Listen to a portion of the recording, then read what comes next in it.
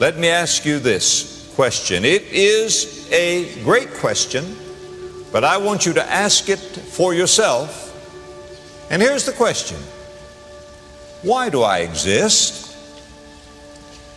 What is the purpose of my life? Or as my friend Peter Lord put it, why I? Why am I here? Well, in order to know God's purpose for your life, we can go to the Word of God. Now, it is so important that you know the purpose for your life.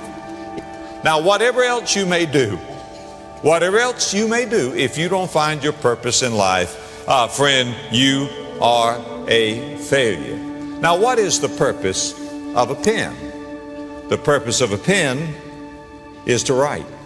Now, if the pen won't write, and many of them don't write, then it hasn't fulfilled its purpose. But I'm saying this, that the purpose of a pen is to write.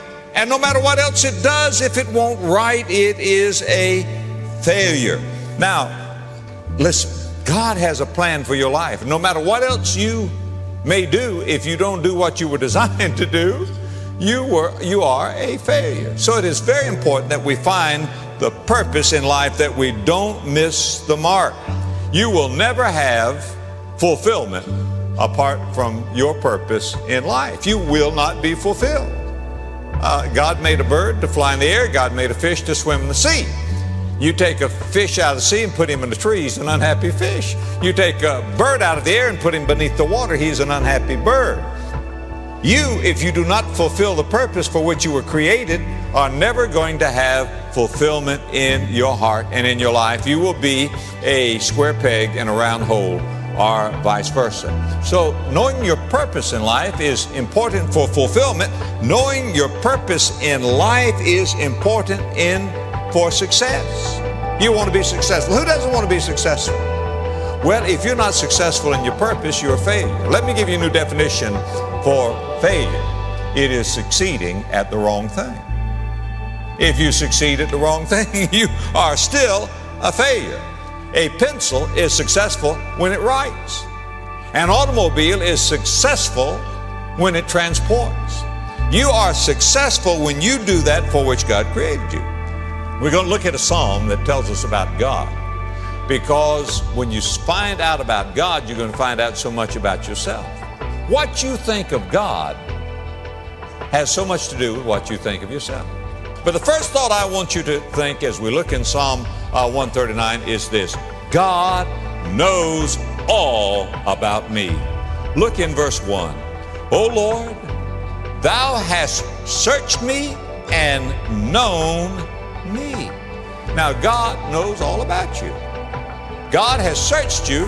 God knows your character. Friend, not only does He see you, He sees through you.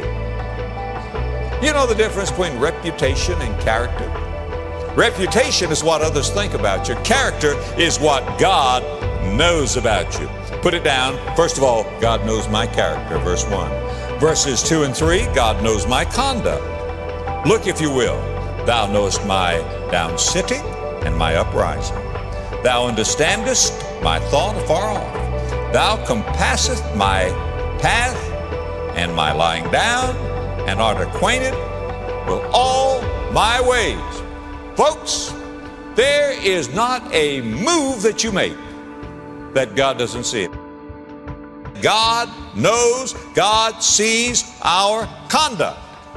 There was a minister who had in his home on the mantle a motto that said, "Thou, God, seest me."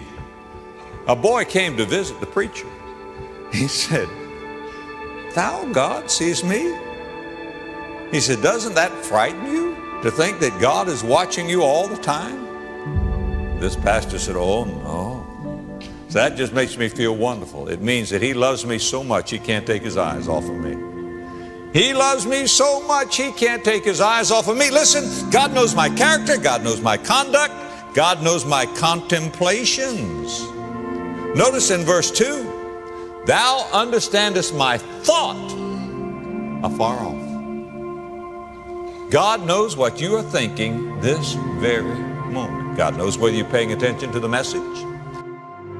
God knows your contemplations. He knows what you're thinking. You may be full of lust. God says you've got adultery in your heart. You may be full of hate. God says you have murder in your heart. You may be full of praise.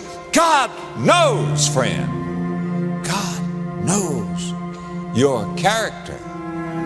He knows your conduct. He knows your contemplations. Listen, God knows your conversation. Look, if you will, in verse 4. There's not a word in my tongue, but, oh Lord, thou knowest it all together. Do you know we speak in an average day enough words to fill a book? In a lifetime, a college library. And the Bible says every idle word that men shall give an account, that men speak, shall they give an account thereof. God hears every word. Somebody has said many things open by mistake, but none so frequently as the mouth. Every word, every profane thought, but thank God He knows every prayer. He knows every tear. God knows all about me. Now that may be a terror if you're unsaved, but what a comfort if you're saved. Now, first of all, God knows all about me. Here's the second thing I want you to learn as we're talking about why I. Not only does God know all about me, God is always with me. How foolish to try to run from God. Look in verses 5 and 6. Thou hast beset me behind and before, and laid thine hand upon me. Such knowledge is too wonderful for me. It is high, I cannot attain it. Now He's not dismayed when He says it's too wonderful for me. He just said, this is so great, I cannot take it in. God is always with me. Sometimes people say, where is God when I really need Him? Friend, God is not far away from you. You may be far away from God, but God is always with us. Jeremiah 23 verse 24. Can any hide himself in secret places that I shall not see him, saith the Lord? Do I not fill heaven and earth, saith the Lord? God is not confined to church buildings. Sometimes people come to church and they say, well, I'll go to church to God's house. Friend, I'm grateful that we can worship here, but God is out there just as well as God is in here. Acts 17 verse 24, God that made the world and all things therein, seeing that He is Lord of heaven and earth, dwelleth not in temples made with hands. You don't have to go to church to see God. Now, God is always with me. Death cannot hide us from God. Look, if you will, in verses 7 and 8. Whither shall I go from thy spirit? Or whither shall I flee from thy presence? If I ascend up into heaven, thou art there. If I make my bed in hell, behold, thou art there. The devil's not the Lord of hell. He's going to hell. He's not there yet. But when he goes, he will not reign in hell. God reigns in earth, heaven, and hell. God is over it all. What's he saying? Listen. God knows all about you. God is always with you. You cannot outrun, outwit, outdistance Almighty God. Have you got it? Now, number 3. God has a wonderful purpose for me. I want you to say this. God has a wonderful purpose or plan for me. Look, if you will, now in verses 13 through 16. For thou hast possessed my reins. What does that mean? What are my reins? Well, the reins of a horse, or what guides it. Thou hast covered me in my mother's womb. I will praise thee, for I am fearfully and wonderfully made. Marvelous are thy works, and that my soul knoweth right well. My substance was not hid from thee when I was made in secret, curiously wrought in the lowest parts of the earth. Thine eyes did see my substance, yet being unperfect. That is, you watched the embryo develop. And in thy book all my members were written, which in continuance were fashioned, when as yet there were none of them. Now, the writer of this psalm, that I believe was David, didn't know anything about embryology. He'd never studied in the modern institutions of learning, but he knew enough to stand in awe, just to see how a little baby is formed in its mother's womb. And he just had to say concerning himself, I am fearfully and wonderfully made. Now today, as we've studied microbiology and embryology, we have learned some incredible things. Somebody said, if you could see half of what's going on in you right now, you'd be afraid to move. Every cell is a little micro universe. Oh, God made it all. No wonder the Bible says, the fool hath said in his heart, there is no God. What I'm trying to tell you, my friend, is you're not an accident. You didn't come out of pond scum. God made you. God made you for a purpose. He has a wonderful plan for you, and He is an all-powerful God. He formed you in your mother's womb. You are special. What a mighty God. There's no sin He cannot forgive. There's no prayer He cannot answer. There's no soul He cannot save. There's no problem that He cannot solve. He has a wonderful plan for you. Now, fourthly, here's the fourth and final thing I want to say. You can say of God, He has me constantly in His heart. God has me constantly in His heart. Look, if you will, now in verses 17 and 18. How precious also are thy thoughts unto me, O God. How great is the sum of them. Now, you want to know how great God's sum is of His thoughts to you? Look in verse 18. If I should count them, they are more in number than the sand. If I should count them, they are more in number than the sand. We sing a wonderful song, Count Your Many Blessings, name them one by one. Impossible.